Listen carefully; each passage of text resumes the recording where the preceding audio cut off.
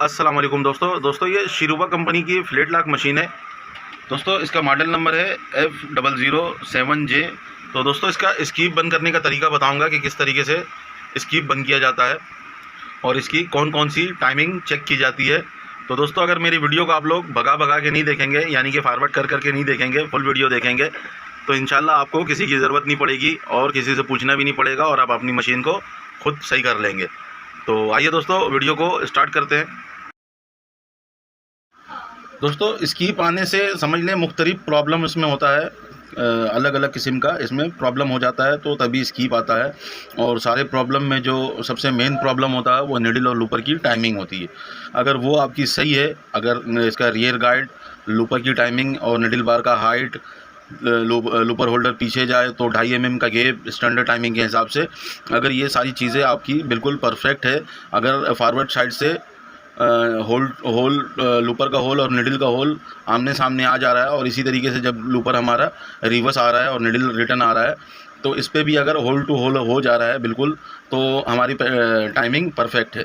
और अगर इसमें गैप आ रहा है, जैसे कि एक निडल में गैप है और एक निडल में गैप है और आगे वाले दोनों निडल में गैप नहीं आ रहा है, तो इसको भी हमने सही करना होगा। वो हम निडल बार का क्लेम जो है उसको हम घुमाएंगे ऐसे, तो हमारा गैप जो है वो ख़त्म हो जाएगा और इधर होल्डर को हम आगे पीछे करेंगे तो गैप बिल्कुल बराबर कर लेंगे इससे।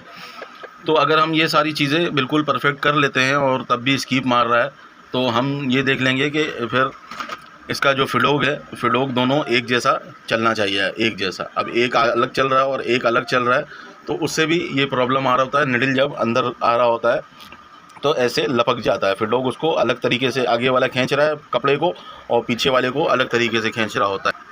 तो इस वजह कर निडल को जिस जगह पे वापसी रिटर्न गिरना चाहिए तो उस जगह पे नहीं गिरता है, किसी और जगह पे गिर जाता है ऐसे लपक खा के, तो इसके वजह से भी स्कीप आ रहा होता है। तो हमने सबसे पहले फिडोक को बराबर कर लेना। फिडोक को बराबर करने का सबसे आसान तरीका है कि हम इधर से पहले फिडोक का टाका सेट कर लेंगे कि हमने टाका कितना रखना है। जब टाका सेट हो जाए तो फिर हम इसका जो डिफरेंडर बार फिडोक है, यानी कि डिफरेंडर बार इधर लीवर लगा हुआ होता है इस साइड पे, इसको हमने एडजस्टमेंट करना है आगे वाले फिडोक के हिसाब से, पीछे वाले फिडोक को एडजस्टमेंट करना है ये डिफरेंडर लीवर से, ताकि हमारा जो फिडोक है वो दोनों एक जैसा चलना शुरू हो जाए। जब वो एक जैसा चलना शुरू हो जाएगा तो कपड़े में खिंचाव भी नहीं आएगा और रगड़ वगैरह भी नहीं आएगा और पीस भी बहुत अच्छा खूबसूरत बन के निकलेगा, सिलाई भी साफ़ सुथरी आएगी। तो दोस्तों अगर जो जो चीज़ अभी मैंने आपको बताया और ये सारी चीज़ें आपने चेक किया और ये बिल्कुल सही है, तो इसके बाद हम चेक करेंगे कि इसका जो लूपर है, लूपर का जो धागा है, ऐसे हम यहाँ पे ऐसे रखें इसको, धागे को।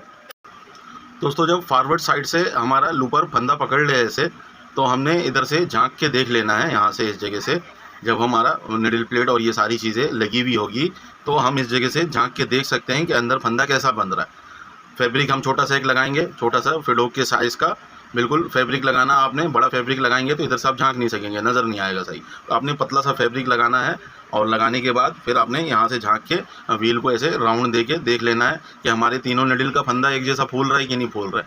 अगर फंदा एक जैसा नहीं फूल रहा है तो उसको हमने एक जैसा फुलाना है और वो फुलाने के लिए हमने धागों की सेटिंग करनी पड़ेगी। धागों की सेटिंग करेंगे तो हमारा फंदा एक जैसा फूलने लगेगा। दोस्तों धागों की सेटिंग करने के बाद भी अगर फंदा सही नहीं फूल रहा हमारा, तो फिर हम ये देख लेंगे कि हमारा जो ये लीवर लगा हुआ है ये सही है कि नहीं है। तो ये हमारा जब निडल ऐसे नीचे बिल्कुल चला जाए और ये सीधा होना चाहिए। अगर ये सीधा नहीं है तो इसको सीधा करके चेक कर लें, अगर बिल्कुल सीधा है तब भी नहीं सही चल रहा तो उसको थोड़ा सा एडजस्टमेंट करके देख लें ऊपर नीचे करके। और ये करने के बाद फिर हमारा यहाँ पर एक ये टेकअप गाइड होता है जो निडल का फंदा फुलाने में अहम किरदार अदा करता है ये। तो यहाँ पे हमारा ये टूटा हुआ है, यहाँ पे लगा हुआ नहीं है, तो यहाँ पे ऐसे एक गाइड लगा हुआ होता है, इसको हम ऊपर नीचे करेंगे तो फंदा फूलने में आसानी होता है। तो ये सारी चीज़ें हम देख लेंगे और देखने के बाद दोस्तों फिर उसी तरीके से इधर फैब्रिक लगा हुआ है और हम व्हील घुमा के इधर से झांक के जब देखेंगे तो हमें ये नज़र आएगा कि जब हमारा लूपर ऐसे रिटर्न वापसी जाएगा, जब ऐसे रिटर्न जब वापसी जाए तो अभी जैसे मैंने धागे को ऐसे पकड़ के रखा हुआ है, ऐसी टाइट होना चाहिए। और ये धागा जो मैंने पकड़ा हुआ है ये यानी कि पीस के ऊपर लगा हुआ होता है।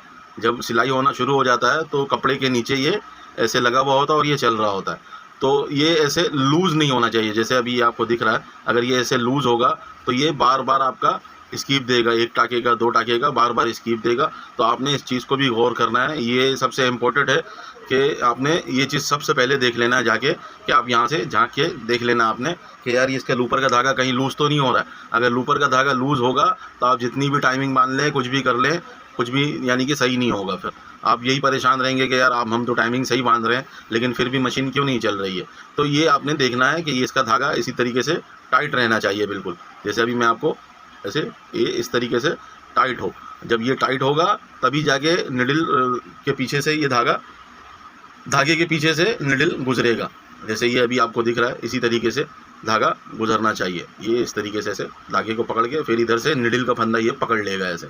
जब निडल का फंदा पकड़ेगा तो फिर एक गीट बन जाएगा। जब एक गिठान बन जाएगा और फिर फिडोक का काम ये होगा कि फिडोक उस गिठान को खींच के आगे की तरफ कर देगा और साफ जगह का कपड़ा वो आगे की तरफ ले आएगा। फिर निडल ऐसे अंदर चला जाएगा और फिर दोबारा वही अमल होगा। और ये अमल जब तक आप कपड़ा सिलाई करेंगे, करते रहेंगे, तो ये होता रहेगा।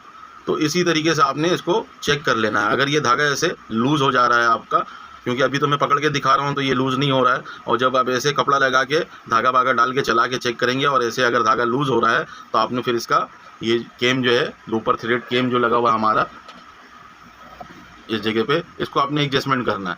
इसकी टाइमिंग सभी बताते हैं, कोई बताता है ऐसे होना चाहिए, कोई बताता है ऐसे होना चाहिए। मेरे हिसाब से जो मेरा तरीका है सही करने का वो ये है कि जब हम इसको ऐसे घुमा के देखेंगे और इधर से झांक के देखेंगे, अगर ये धागा लूज़ हो रहा है तो हमने क्या करना है, केम को थोड़ा सा पीछे कर देना है। अगर जैसे चेन हमारा जो है, जब हम सिलाई कर रहे हैं और चेन बिल्कुल ऐसे पाइप बना दे रहा है, पतला कर दे रहा है, वो भले मोटा कपड़ा हो या बारीक कपड़ा हो, तो फिर हमने इसको केम को नीचे की तरफ ऐसे करना है। और अगर ये धागा लूज़ हो रहा है, धागा ज़्यादा लूज़ हो रहा है जैसे रिटर्न आने में, तो तब भी हमने इसको नीचे की तरफ ऐसे करना है और फिर एक दफ़ा इधर से झांक के देख लेना है कि गोया कि हमारा धागा लूज़ होना बंद हुआ या नहीं हुआ। अगर नहीं हुआ है तो फिर हमने थोड़ा सा ऊपर की तरफ करना है और फिर दोबारा उसी तरीके से हमने चेक कर लेना है। अगर फिर भी नहीं हुआ तो थोड़ा सा और ऊपर की तरफ कर लेना है। तो इस तरीके से इसको एडजस्टमेंट करेंगे तो ये मशीन चलने लगती है और ये धागा लूज़ होना भी बंद हो जाएगा। तो दोस्तों उम्मीद करते हैं ये छोटी सी जानकारी जो मैंने आपको दी है इससे आपको बहुत फ़ायदा होगा। और अगर आप अभी तक का मेरा वो वीडियो नहीं देखे हैं जो मैंने इसके निडल और लूपर की टाइमिंग के हवाले से बना के रखी है, तो आप सर्च करेंगे यूट्यूब पे जाके कि निडल और लूपर की टाइमिंग किस तरीके से बांधे शरूबा मशीन का, तो इंशाल्लाह आपको वो वीडियो आपके सामने आ जाएगा। तो दोस्तों उम्मीद करते हैं मेरी वीडियो आप लोगों को अच्छी लगी, और अच्छी लगी हो तो अपने दोस्त यारों के साथ लाजमी शेयर करें। और मेरे यूट्यूब चैनल पे अगर आप में से कोई भाई नया है तो मेरे चैनल को सब्सक्राइब कर ले, ताकि ऐसी टेक्निकल वीडियो कोई भी मैं डालूँ नॉलेज में इजाफ़ा करने वाली, तो वो आप तक उसका नोटिफिकेशन सबसे पहले पहुँचे। एंड दोस्तों अल्लाह हाफिज़।